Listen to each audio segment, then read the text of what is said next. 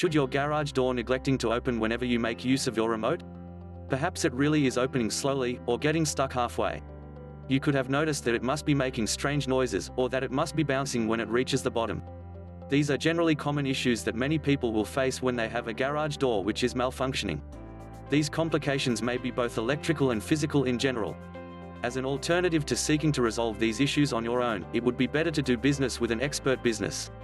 This is the reason you should think of using my company Doremi Garage Door Installation Golden CO if you would like have your garage door repaired in the week.